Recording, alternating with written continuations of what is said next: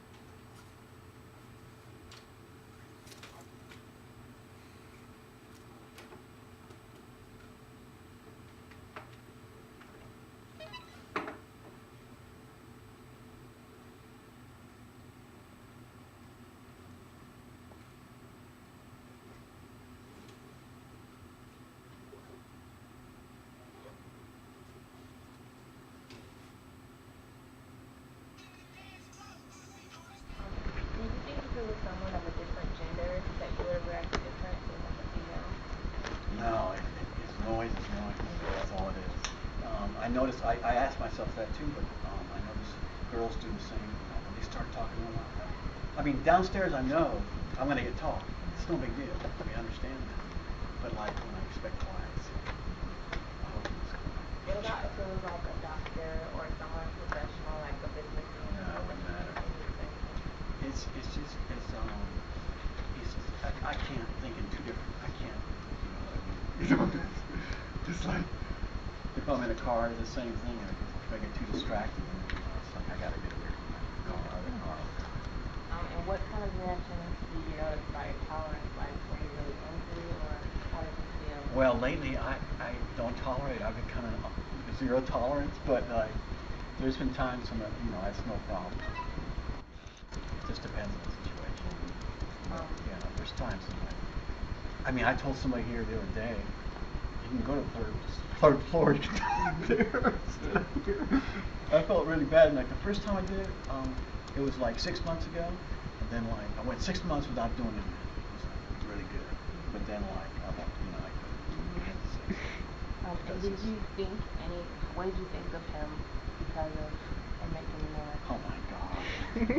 He's so close. First I said, how close is he?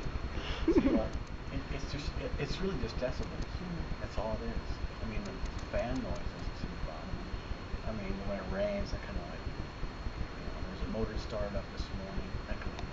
If it gets just too much, then the input exceeds my mind's my little voice in there, and then like everything they say, it's like I'm thinking about what they're saying and thinking instead of what I'm trying to do. So it's like I'm getting it done. And I sit there and I'll try.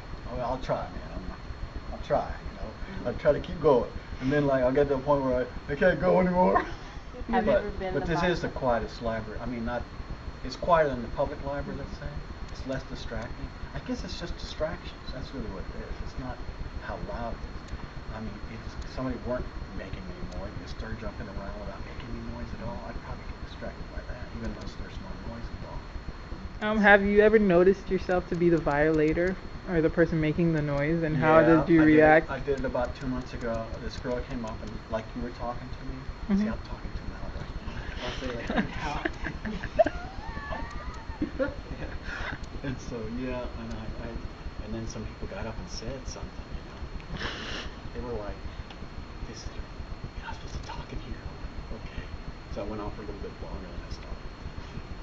Did you do you have any nonverbal cues that you try to give the person making the noise to stop? I noticed that about myself too. I was like, what kind of, well, since they don't really see me, they're in a cubicle or something, or a table. But like, I do look up, eventually I'll look up. My usual reaction is like, oh. But this is lately. I mean, I guess it's because I'm getting older. But before I would just not even worry about it. I just nosy on or whatever.